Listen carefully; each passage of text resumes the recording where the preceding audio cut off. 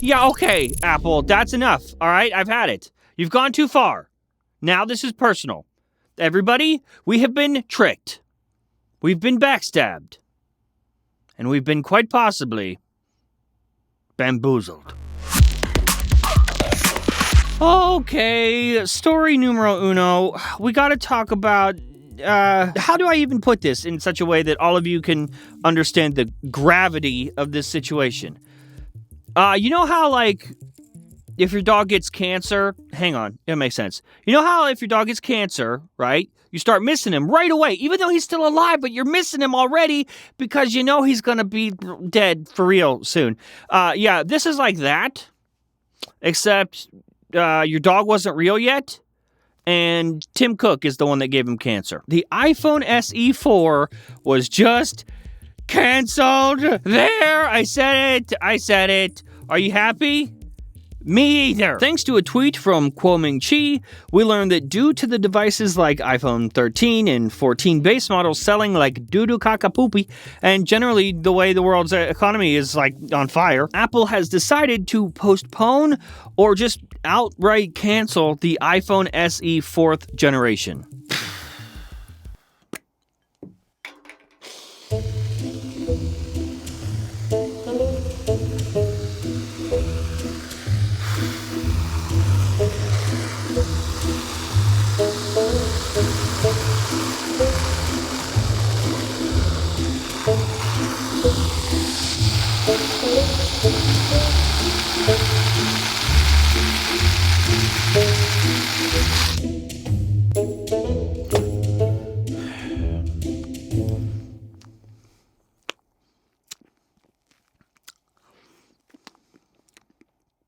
Yes. All right, yes. You caught me. I'm eating my feelings. Sue me. What? Have you never seen a grown man eat Cool Whip before? I put it on a plate. I'm not an animal. Okay, so, turns out I am not taking the news great.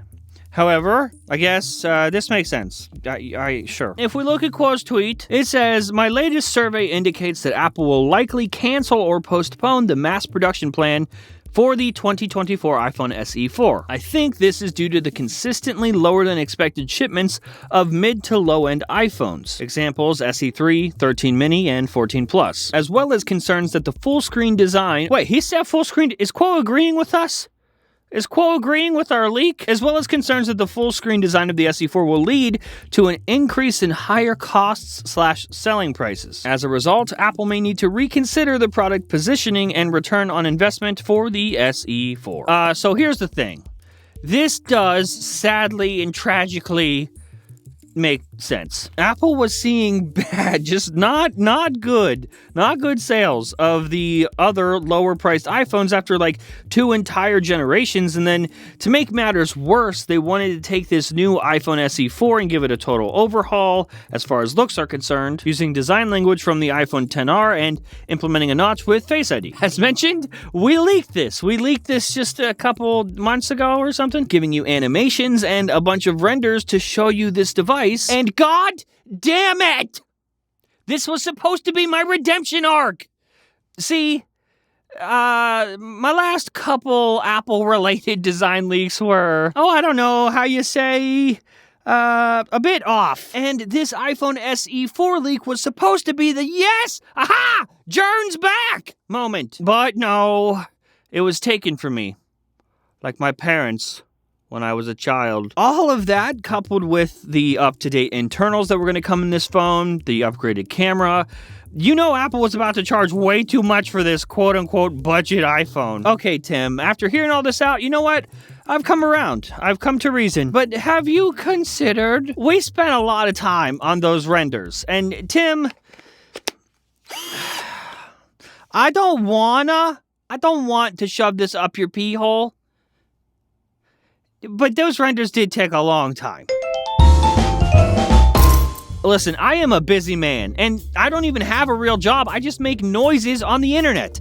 But you probably have a real job, which means You're busier than I am. That's why today's episode is sponsored by Factor. Factor is the perfect mealtime solution for a busy lifestyle or a lazy lifestyle. Their fresh, never frozen meals are dietitian approved and delivered ready to heat and eat in 2 minutes, so you can have way more time to do a lot of other things. Even if you're on a protein, vegetarian, or keto diet, no more prep time or kitchen messes. Factor now offers 30 plus meals per week and 36 plus add-on options like smoothies, juices, snacks, and more. All this to keep you going no matter what's on the schedule. So head to go.factor75.com/frontpage130 and use code frontpage130 to get $130 off across 6 boxes. Links in the description, and of course a huge thanks to Factor for sponsoring this episode.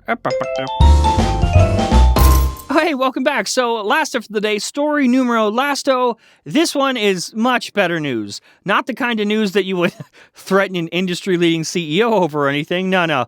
So that's a good sign. MacBooks, the new MacBooks, they're coming out soonly. MacBooks of the Pro variety, from the mouth of Mark Gurman himself. He has given us another general date for the release of the eagerly awaited new 14 and 16-inch MacBook Pro models. Mark says via his Power On newsletter, 14-inch and 16-inch MacBook Pros are arriving early next year with M2 Pro and M2 Max options. Well, yippee skippy, it's about that time there, sonny. I don't know. Listen, guys, it's in the script. I just read the script. That's my job. Listen, I feel like we've been waiting for these new 14 and 16-inch MacBook Pro models for longer than a 6-year-old has even been alive.